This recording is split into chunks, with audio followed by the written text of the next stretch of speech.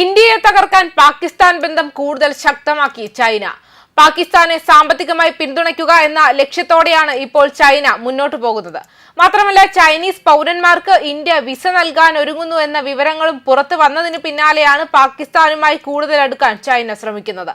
ചൈനയിലെ ഏറ്റവും വലിയ ഇലക്ട്രിക് വാഹന നിർമ്മാതാക്കളായ BYD ഇപ്പോൾ പാകിസ്ഥാനിൽ സാന്നിധ്യം വിപുലീകരിക്കാൻ പോകുന്നു. 2026 ഓഗസ്റ്റിൽ പാകിസ്ഥാനിൽ അസംബിൾ ചെയ്ത ആദ്യ കാർ പുറത്തിറക്കുമെന്ന് കമ്പനി പ്രഖ്യാപിച്ചു. പാകിസ്ഥാനിൽ ഇലക്ട്രിക് വാഹനങ്ങൾക്കും പ്ലഗ് ഇൻ ഹൈബ്രിഡ് വാഹനങ്ങൾക്കും വർദ്ധിച്ചു വരുന്ന ആവശ്യം കണക്കിലെടുത്താണ് BYDയുടെ ഈ നീക്കമെന്നാണ് പറയുന്നത്.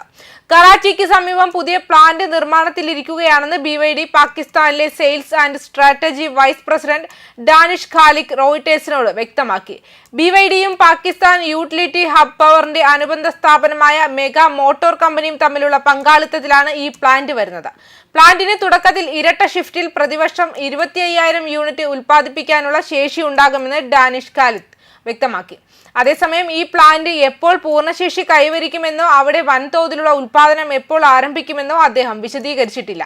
തുടക്കത്തിൽ ഇറക്കുമതി ചെയ്ത ഭാഗങ്ങളിൽ നിന്നാണ് വാഹനങ്ങൾ കൂട്ടിച്ചേർക്കുക. എന്നാൽ ക്രമേണ ചില പ്രാദേശിക വൈദ്യുതേതര ഭാഗങ്ങളും നിർമ്മിക്കുമെന്നാണ് റിപ്പോർട്ടുകൾ. തുടക്കത്തിൽ ഈ വാഹനങ്ങൾ പാകിസ്ഥാനിൽ മാത്രമേ വിൽക്കൂ. എന്നാൽ ഭാവിയിൽ ചില വാഹനങ്ങൾ വലതുവശത്ത് ഡ്രൈവ് ചെയ്യുന്ന സംവിധാനമുള്ള രാജ്യങ്ങളിലേക്കും കയറ്റുമതി ചെയ്യാൻ കഴിയുമെന്നും റിപ്പോർട്ടുകൾ പറയുന്നുണ്ട്.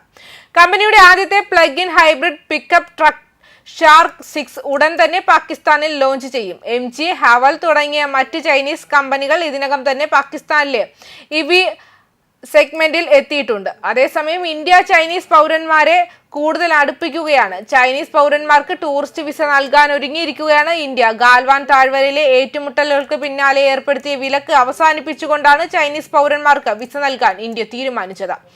വിസ നൽകണമെന്ന ആവശ്യം ചൈന കുറെ കാലമായി ഇന്ത്യയോട് ആവശ്യപ്പെടുന്നതാണ്.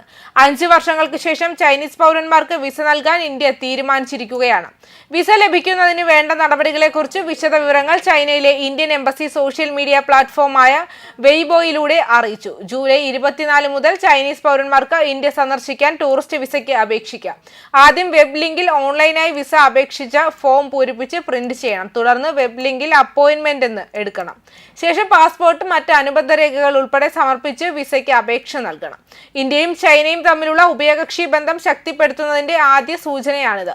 2020 ഗാൽവാൻ താഴ്വരയിലെ നിയന്ത്രണ രേഖയിലുണ്ടായ സംഘർഷത്തിന് പിന്നാലെയാണ് ചൈനയും ഇന്ത്യയും തമ്മിലുള്ള ബന്ധം വഷളായത്. പിന്നാലെ ചൈനീസ് നിക്ഷേപങ്ങൾക്ക് ഇന്ത്യ നിയന്ത്രണങ്ങൾ ഏർപ്പെടുത്തുകയും നിരവധി ചൈനീസ് ആപ്പുകൾ നിരോധിക്കുകയും ചെയ്തിരുന്നു. ഇരു രാജ്യങ്ങളും തമ്മിലുള്ള ബന്ധത്തിൽ വിള്ളൽ വീണതിനു ശേഷം ഇതാദ്യമായാണ് ചൈനയുമായി ബന്ധം സ്ഥാപിക്കാൻ ഇന്ത്യ ഒരുങ്ങുന്നത്.